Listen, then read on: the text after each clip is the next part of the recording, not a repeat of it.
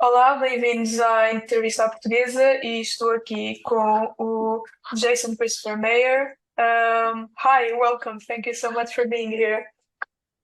Hi, thank you for having me. How are you? I'm all right. I'm actually in the middle of editing right now. So just busy with work. Yeah, that leads me to my first question, which is what made you want to become an editor? Oh, it fell in my lap.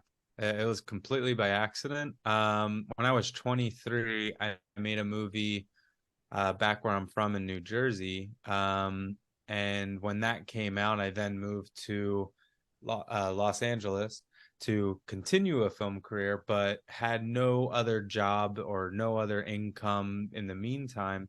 So I had to pretty much just take on as many freelance editing jobs as I can because they didn't pay well. So I just had to do for a week just to keep a roof over my head. And that just escalated and escalated. And then at some point when started doing like touring and stuff for bands, and I was like the videographer, editor, and then I was a tour manager, and then I was performing on tours, but then I kind of got tired of that. And then I got my first real like YouTube editing salary job for Phil DeFranco, and that was great. So I did that pretty much up until the pandemic, and then everybody was pretty much let go. And then yeah, just continued editing throughout all the years. It's just like my resume just kept building and building and building. So it was just like, oh, I guess I'm an editor for my day job now. So which I'm happy about. I get to still be creative and all that stuff. So, no complaints. When I did some research on your work, I discovered a lot of things I didn't know you'd done, which is incredible. And I saw Oh, that you had a short film coming out the last year called The yeah. Sound. What Yeah. was the inspiration for that short film?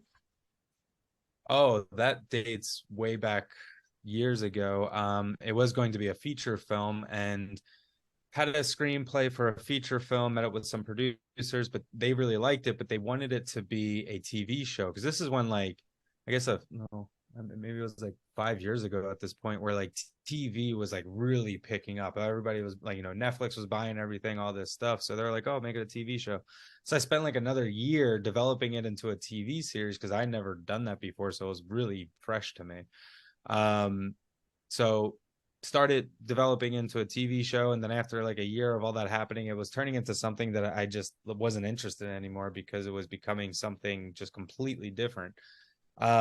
So as things do in Los Angeles, it just fell to the ground, and it was kind of just like kept quiet for years. And then last year, yeah, I was on a kick of just making short films, and that was the last short film that I've done at this point. But yeah, I was like, oh, still really like this idea. It's unique, and how can I go about just making something small of it to just stay creative and stuff. So we made that into a short film instead, and did a bunch of film festivals, won a few awards, and yeah, that's pretty much that story. It's an incredible short film. And Oh, thank you. I noticed when I was researching your work that a lot of short films you directed and wrote are of the horror genre, and I was Yeah. curious where does that love for horror comes from? I don't really know, to be honest, because nobody in my family, well, at the time, nobody in my family really liked horror movies, and I love them. I grew up, going to Blockbuster and stuff like that to, oh, this looks like a weird, cool horror like cover, so let's rent it. And my parents were like super lenient with that. They're like, oh, you can pretty much like watch any horror movies as long as there's no nudity in it, which was tough at times. But yeah, nobody in my family liked horror movies. So I had to go and venture out to just finding things, movies and stuff like that. And then throughout the years, like people will recommend stuff, and it's just it's fun. It's fun to tap in. It's just, besides horror, comedy is my other favorite genre, and it's just they both go hand in hand so well because of like pacing, timing, and jumps and all this stuff, blah blah blah. But yeah, I don't really know where it came from, honestly. But so and in like making movies and stuff, like making horror stuff is the easiest route to go, because you don't need a name cast, and you can kind of get away with doing it for like low budget and stuff. So that's why I then went on to do a feature of it, and then once that sold worldwide, I was like, oh, okay, cool, maybe I've done something right. Although now I'm older and I rewatch that movie, it is just, we don't talk about it. But anyway, so it's just, like because there's 3 shorts I believe online, and the first one's kind of like a psychological thriller, which I really really like. I like that genre a lot, and we did that one for like, it was just me and my friends, and we're just like, hey, it was at the end of the pandemic, and we're just like, we want to make something. We're just all bored. We've been not making anything for a year at this point. So we went out and did that one, and then the following month after we shot that, I did this drama called Serotonin, which it comes from like real life experiences and stuff of people that I know. And then after that one was The Sound, which is like a sci-fi horror, I guess you would say. And you also worked, as you mentioned, in the music industry. And how did you begin working there? That kind of, I mean, my whole life, I mean, I started playing music at age 6 and was in bands and stuff. And when I was back living in New Jersey, and that was always just fun. It was a great creative outlet. You can, get a bunch of, all my friends were musicians and my brother's a musician. So it just was easy to like, oh, let's play music all the time. But then I gave that up to focus on the film stuff. And then after moving out here, I was already friends with a few like, rappers and, people in rock bands and stuff like that. So it was easy to just like, get linked up with them. And my one friend who was a rapper, he was just like, hey, like I'm going out on tour. Like, would you want to video it and, take photos and edit footage and all this stuff? I was like, yeah, sure, totally. So did that, and then after that it just kept building and building for 4 years, and just going out with other bands, serving as like a videographer and editor and stuff and photographer, and then eventually performing on tours and stuff. So yeah, it just everything's just like been falling on my lap. The 2 things that I've been like, I guess, successful in. And I guess that just goes with, I was I'm very still am like honed in on, oh, this is like what I want to do. I want to write, or I want to make something, or I want to edit, or I want to, play music, whatever. And just following those footsteps, and things do eventually, fall in line. And after all the touring stuff, my one friend, who was the first person to ask me to go out on tour, he asked if I could then produce his a couple albums for him. So I did that as well for a couple years, and those came out and all that stuff too. So And do you have any preference between the music industry and the film industry?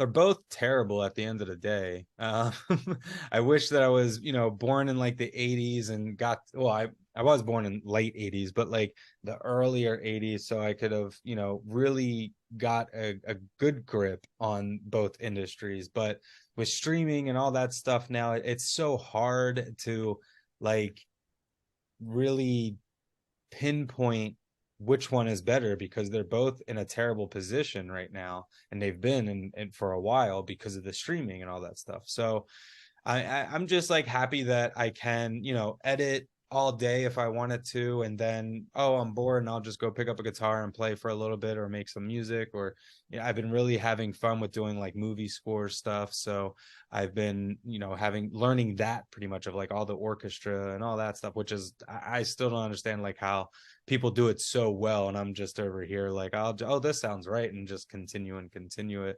But no, I don't really have, there's not one that I like better, for sure.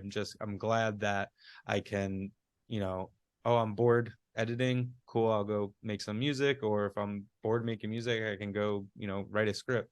What I do a lot is, for fun, is while I'm writing a screenplay, I will go and make like the music for each scene that I've like been working on and stuff, just to like help like the creative energy and the flow and the tone and the vibes of what I'm going for. And going back to your editing career, I wanted to ask you, how was the experience of working on the web series The Bay and then later winning an Emmy for it? Oh yeah. So yeah, I mean that was cool. It was that whole process was a thing. I remember getting the job like like no joke, I think it was like 4 days before they had to submit to Emmys and they needed 3 episodes like ASAP. So I think out of the 4 days, I slept for like 2 hours. I'm not exaggerating. It was such a pain and all that stuff. But you know, it all turned out well because won an Emmy, and I was like, oh, that's cool. So then I did another series for them, not another season with them, and I think I did 2 other seasons with them. I forget. And then the second one that I worked on with them too also won an Emmy, which I don't have. I have the plaque for the first one that I won, but not the second one now that I'm remembering. But then yeah, you know, it's cool. It's funny because so many people are like, oh, like you have an Emmy, and it's just like it did not do anything for my resume whatsoever. Like people just like they'll care about it, but they just don't care about it at the same time. It's kind of funny. But it's an amazing thing to say that you're an Emmy Oh yeah. winner. um, No, totally. I mean, it's really cool. I mean, I was very impressed. And you are currently working with Call Me Chris. How did you start working with her? That happened when so after well, during the pandemic was jobless and was just back to kind of like freelancing a bunch of different jobs and stuff. But Phil DeFranco's producer, Amanda Morones, she put my name in a hat to Phil's management company or whatever it is, and they were searching for an editor. And at the time, this manager was managing Chris and was just like, hey, like, call me Chris. Like, do you want to edit for her? And honestly, I don't know anything about the YouTube world. I don't know YouTubers. I don't like, besides the ones that I edit for, those are literally the only ones that I like follow on. So I was just like, oh yeah, sure. Like I needed a job. So I was just like, yeah, let's go for it. And then I looked her up and, you know, like at the time, I think her YouTube subscribers were only like 2 million or something like that. And now she's at like almost 10 million.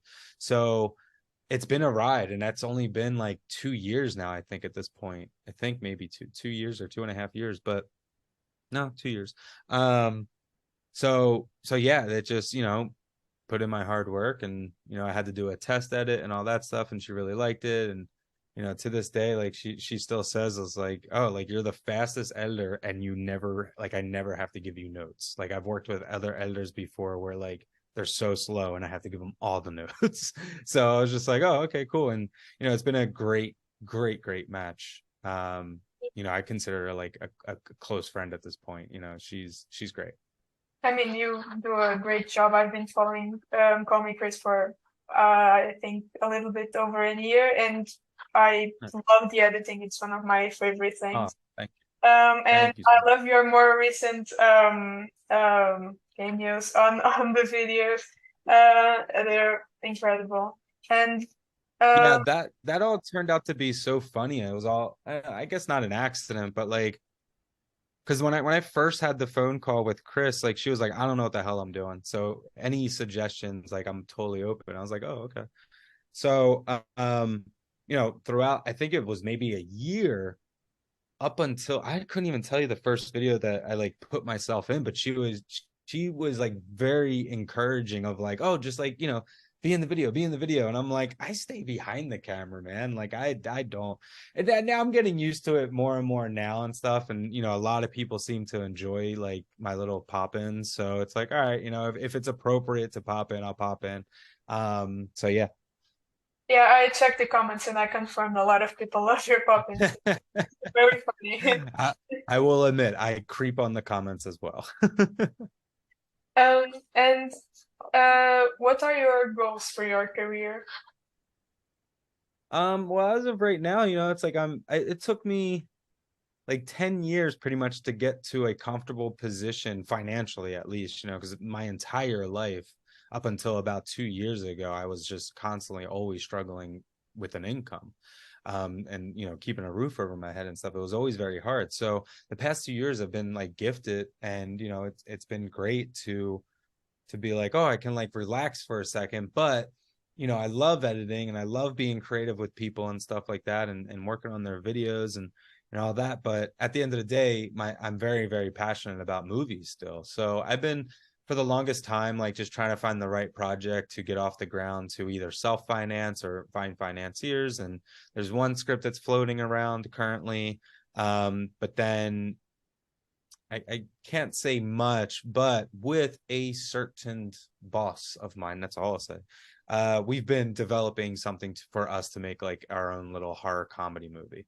So that's in the works as well. The first draft of that script is done, and that's what I'm just like super truly passionate about. And if I can get to do that with a group of people that are just really, really awesome to work with, like that's the goals right there, So yeah, so I mean, that's, at the end of the day, I would love to be making movies, because I can't be like, super old editing, so, well, editing YouTube content, I guess. I mean, I'll have to phase out one of these days for my humor, or whatever the new kids want to see and all that stuff, and I'm not too hip to it. So yeah, hopefully, get back into making movies, and can stay with that as a career.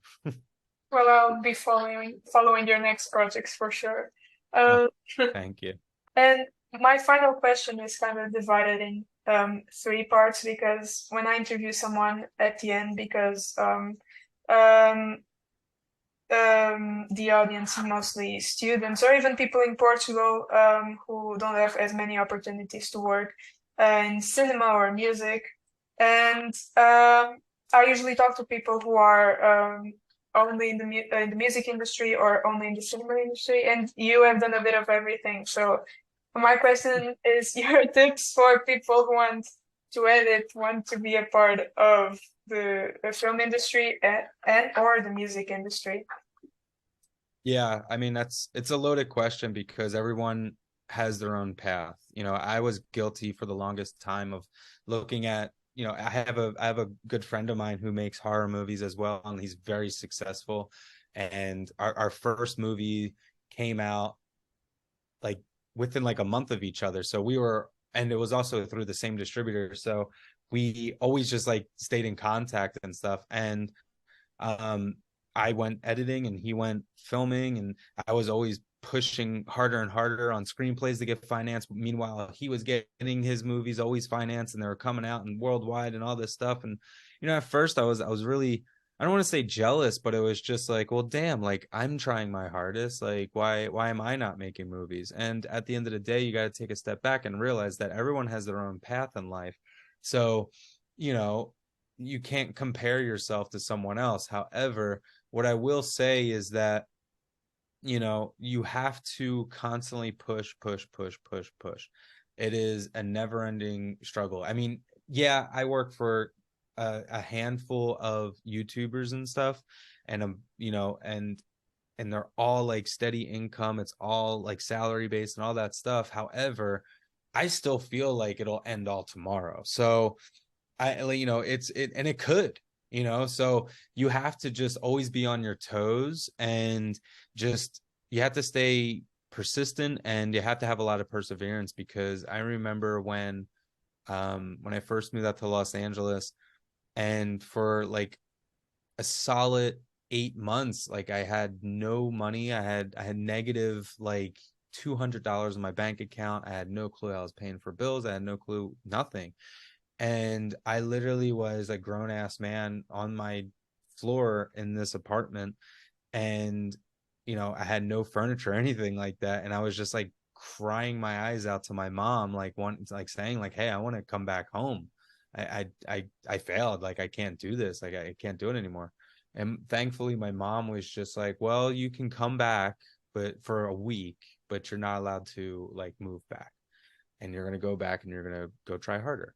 So I did, and within the week coming back to Los Angeles, I got my first call in to go on tour. And I was just like, okay, cool. And I mean, even then it was like, oh, it was a cool experience, but like it was still a very up and down patch. After tour, I had to like go back to finding freelance jobs and stuff. So like you can never really sleep. Um, and I remember a lot of people would always say like, oh, it's an old man's game and it's an old person's game and stuff. And I kind of don't believe in that. I mean, granted, like, yeah, have I gotten tired throughout the years? Of course, um, but it's still exciting to take on new jobs and stuff like that. I mean, thankfully with Chris, like she wants to, go out and she wants me to go film like these the ghost hunting stuff. And even just we were at VidCon together and I'm there just filming that. And it's like, oh, it's such a nice breakaway from the computer screen. But having someone, and I'm not saying this just because like I work for her and I tell her this all the time, but it's just like she's literally the first person that I've ever worked for in my 10 going on 11 years, where I don't feel like a shadow.